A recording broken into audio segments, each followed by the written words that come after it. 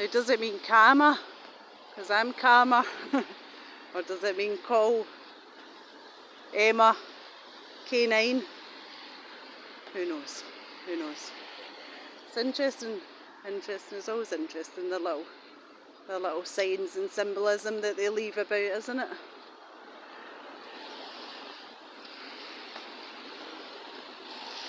I quite like it. I don't mind it here. It's there's loads of people, you know, it's really busy in London, so it's easier to kind of not really pay attention to the things that they're doing, really not take any notice of what they're doing, you know, because there's just so many of them. Of course, they make themselves known, you know, they'll jump in front of you or walk across your path, or, you know, even I'm walking about, like hobbling about with my leg, you know, I've had several of them today try and barge into me or bat me in the fucking head with their brollies. So there's no kind of let up on the physical abuse, but you know, it's easier not to notice the things that go on because there's just so many people. There's so much to kind of grab your attention. But of course that means that there's more and more of them. There's so many of them around here, it's utterly ridiculous, you know. I would say that this is the kind of full-time employment for the majority of the population around here, it seems like, anyway. Be interesting to see it. And this kind of more, the place that I was like in the south of London before.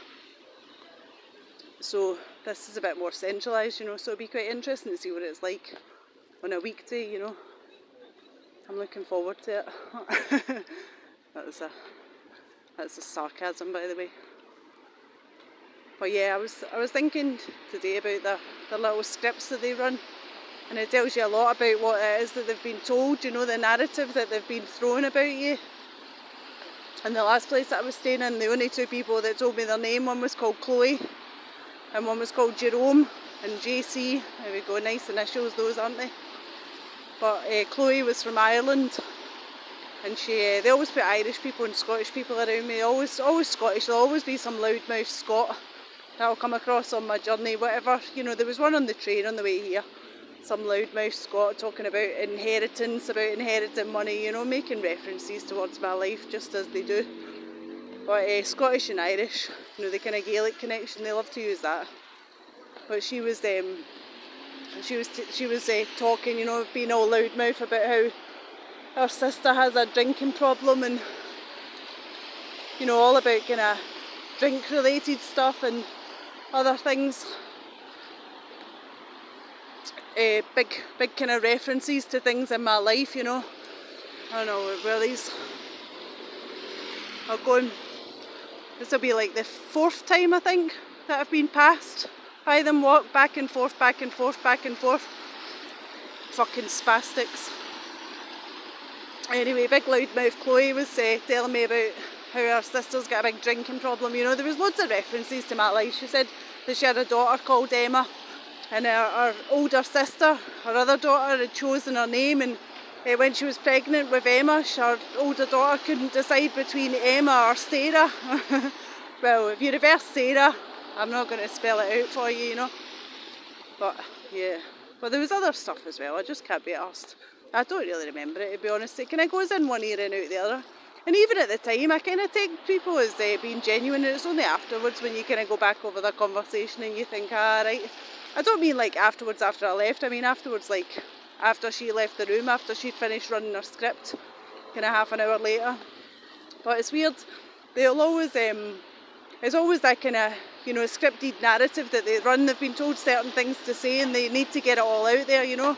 Like rehearsed, they've practiced what it is that they've got to say to you. And they won't really let you get a word in, you know.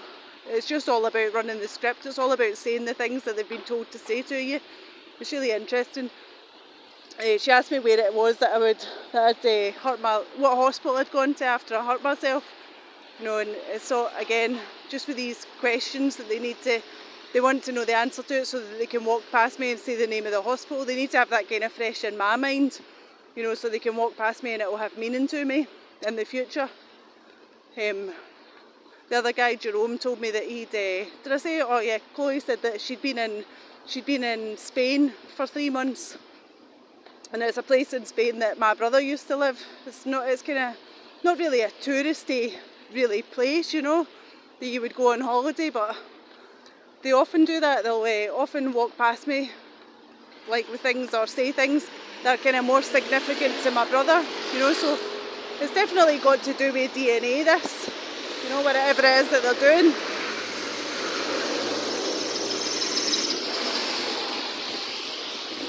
I'm going to get run down.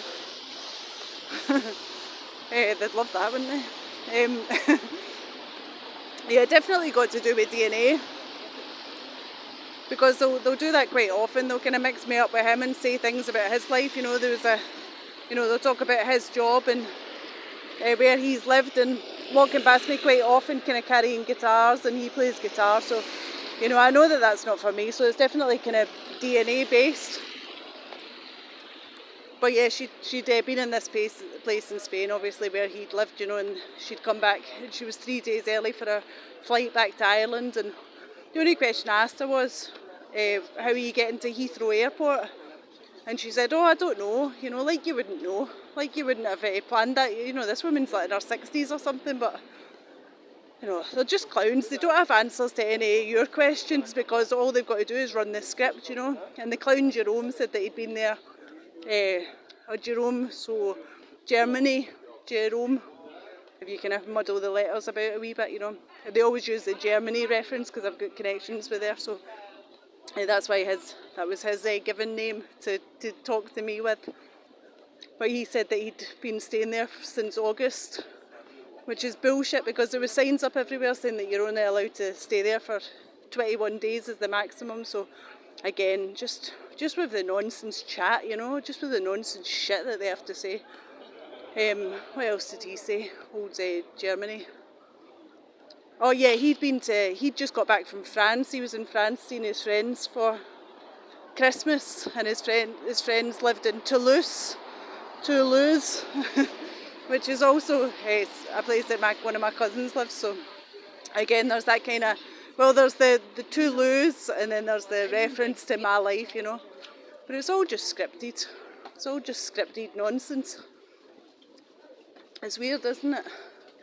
It would be really interesting to see the kind of ins and outs of it, where it is that they kind of get their information, and who it is that they're told to do by. I know it's kind of like a police government-run programme, you know, they're all just sellouts, but it'd be interesting to kind of know the ins and outs of it, you know, how it actually works.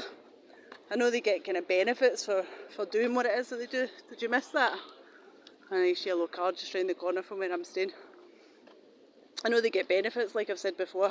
You know, my daughter I was going through a hard time, and she kind of stood by me, and her boyfriend, her fake boyfriend, who's been manufactured into her life to be her handler, he dumped her, and then all her friends stopped speaking to her until she turned against me, and then her life started going peachy again. So, you know, whether it's kind of financial benefits or social benefits or housing benefits, or people don't want to lose what it is that they have, you know. They get comfortable in their lives and they don't want to lose, and it's such a hard thing to learn, because, you know, like, you know, if people will just do stuff for anything. They've got absolutely no morals when it comes to their own kind of life and living in comfort. It makes you kind of really wary about trusting anyone. You know, if your own kids can kind of do that to you, it's you know, it's a total betrayal programme, isn't it? Like, we'll take this away from you, you'll be part of this. So I don't know, I suppose you can only trust other people that are kind of experiencing the same thing. That's what I would say, because, you know, they know exactly what's happening, they're experiencing it already. I mean, things can't get much worse. Well, I say that, I don't know.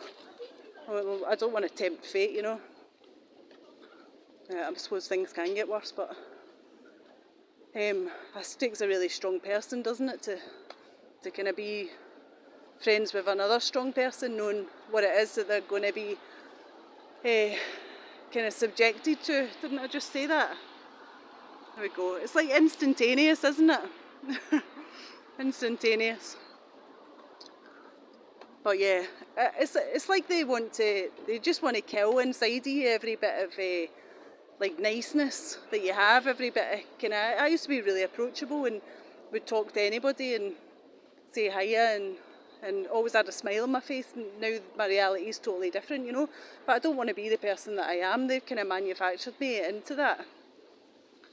I don't want to end up being a person who's totally filled with hate and doesn't kind of trust anybody, you know. And yeah, I suppose to keep that sense of hope that there is, that not everybody is a part of this, not everybody in the world is a complete bastard, you know. Most of them are, but yeah, it's horrible, isn't it? It was interesting though, as I was walking, you know, I was walking for those kind of 3.5 weeks before I fell, and I met some really nice people, you know, like genuine people. They were gang stalkers along the way, of course. They were set up in the way. There was one woman at a place I went into and asked for directions, you know, engaged me in conversation and just started her whole directed conversation thing, and then she set me up. She told me somewhere that I could camp for the night that was kind of out of the way, and it was a total setup, you know. I had to cross a road and it was really dark. It was like pitch black at night. I couldn't see where I was going, so I kind of doubled back on myself and went back to this little path, and then I thought, I can't stay here, you know. Look at this, I don't know if you can see that in the dark.